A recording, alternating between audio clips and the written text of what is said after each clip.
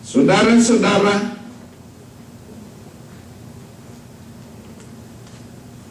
di dalam Yesaya 2 ayat 22, coba Pak Matius tolong bacakan. Mengingatkan kita supaya tidak menaruh harap kepada manusia. Yesaya 2 ayat 22. Demikian kata firman Tuhan. Jangan berharap pada manusia, sebab ia tidak lebih daripada embusan napas. Dan sebagai apakah ia dapat dianggap? Ya, Yesaya mengatakan, kalau bahasa kita, siapa manusia itu? Dia hanya embusan napas. Apa yang bisa diharapkan? Jangan berharap kepada manusia. Di dalam perjanjian baru juga diingatkan kepada manusia. Di dalam 1 Timotius 6 ayat 17. Di sana Paulus mengingatkan supaya kita jangan berharap kepada hal-hal yang tidak menentu. Coba baca 1 Timotius 6 ayat 17. Pak Matius. Peringatkanlah kepada orang-orang kaya di dunia ini, agar mereka jangan tinggi hati dan jangan berharap pada sesuatu yang tak tentu, seperti kekayaan, melainkan pada Allah yang dalam kekayaannya memberikan kepada kita segala sesuatu untuk dinikmati.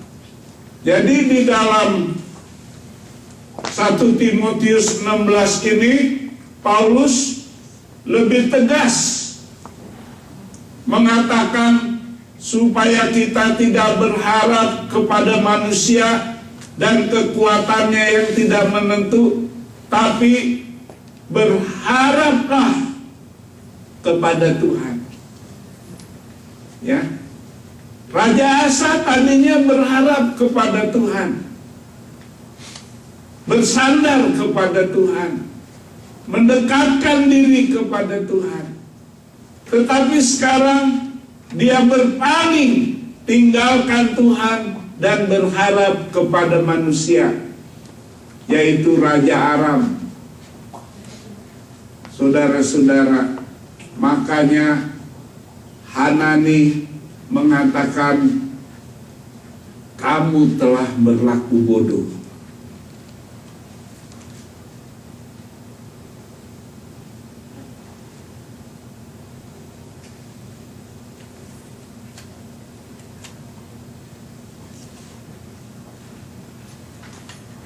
Hanya Tuhan yang patut kita jadikan sandaran hidup kita. Di dalam Yeremia 17 ayat 5 sampai 8, di situ firman Tuhan mengatakan, terkutuklah orang yang berharap pada manusia dan kekuatannya sendiri.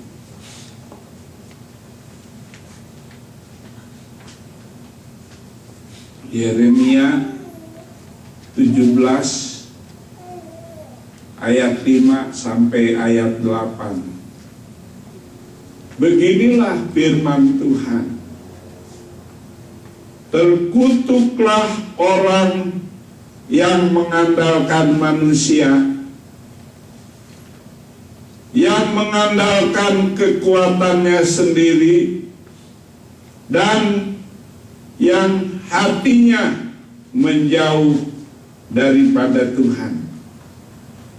Ia akan seperti semak bulus di padang belantara.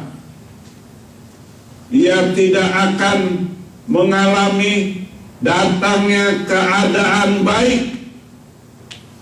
Ia akan tinggal di tanah angus, di padang gurun, di negeri padang asin yang tidak berpenduduk. Ya, ayat 5 dan ayat 6 katakan orang yang mengandalkan kekuatannya sendiri atau mengandalkan manusia, dia tidak akan mengalami keadaan yang baik.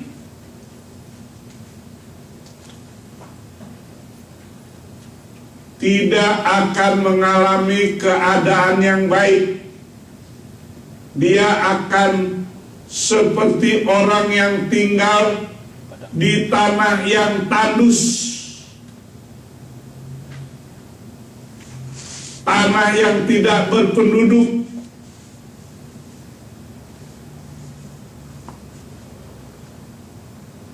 Saudara-saudara bisa bayangkan kalau kita tinggal di tempat yang tandus, yang seharusnya tidak ditinggali orang, kita tinggal di sana. Ya, bagaimana kita akan merasakan kalau kita tinggal di tempat yang tidak ditempati oleh manusia, tempat yang tandus, yang gersang. Kita akan sengsara. Kita tidak akan pernah mengalami keadaan yang baik. Hari demi hari yang kita hadapi keluhan dan keluhan.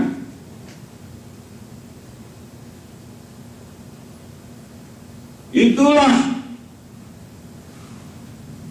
kalau kita bertindak bodoh seperti Raja Asa yang meninggalkan Tuhan dan berharap kepada manusia. Saya percaya kita semua tidak ada yang mau bertindak bodoh seperti demikian. Mari kita mau semakin lebih mendekatkan diri kepada Tuhan. Karena firman Tuhan mengajarkan kalau kita mendekatkan diri kepada Tuhan, mata Tuhan dari dalam surga menjelajah seluruh muka bumi ini, mencari orang-orang yang dengan hati tulus mencari Dia. Ya, kita baca tadi di dalam ayat yang ke-9 bagian A, mata Tuhan menjelajah seluruh muka bumi ini. Ya, Dia mencari orang-orang yang tulus hatinya, yang benar-benar berbakti kepada Tuhan dengan sungguh-sungguh. Apa tujuannya Tuhan mencari orang-orang yang tulus? Dia ingin memberikan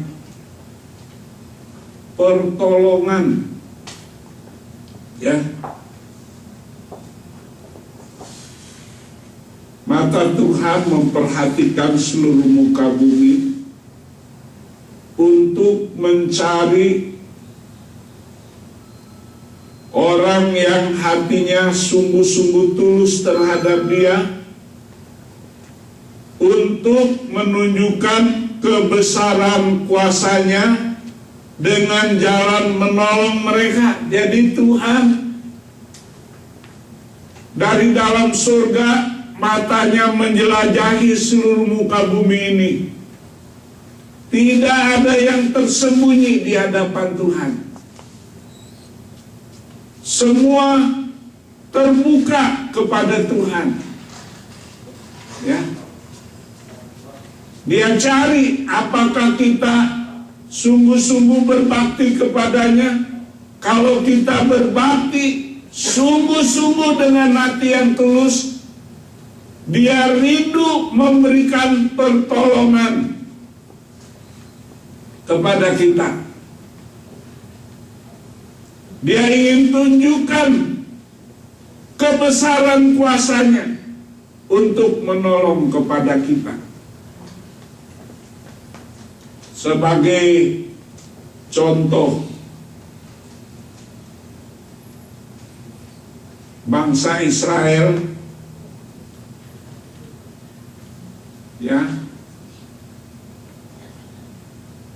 waktu dia datang ke Mesir cuma 70 orang anak-anak Yakub. Pada waktu musim kelaparan itu mencari kelangsungan hidup dari tanah Kanaan, dia pergi ke Mesir hanya 70 orang. Karena Yusuf ada di sana, telah menjadi seorang pembesar. Lepaslah mereka dari bahaya kelaparan.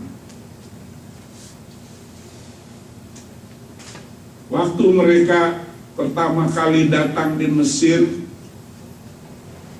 ya, dia disambut manis karena mereka ada keluarga dari Yusuf, pembesar Mesir. Enak, senang. Kemudian bangsa ini bertumbuh menjadi satu bangsa yang besar di Mesir, sehingga mengkhawatirkan orang-orang Mesir bahwa bangsa Israel ini kelak akan menjadi pemberontak. Jadi mereka di dalam kekhawatirannya berusaha untuk menekan pertumbuhan orang Mesir di sana.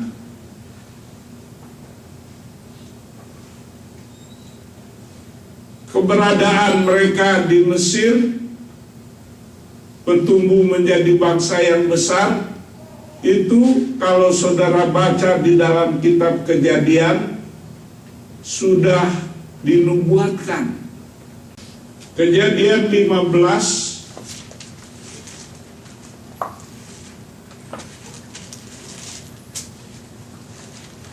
kita baca ayat 13 sampai ayat 15. Firman Tuhan kepada Abram, ketahuilah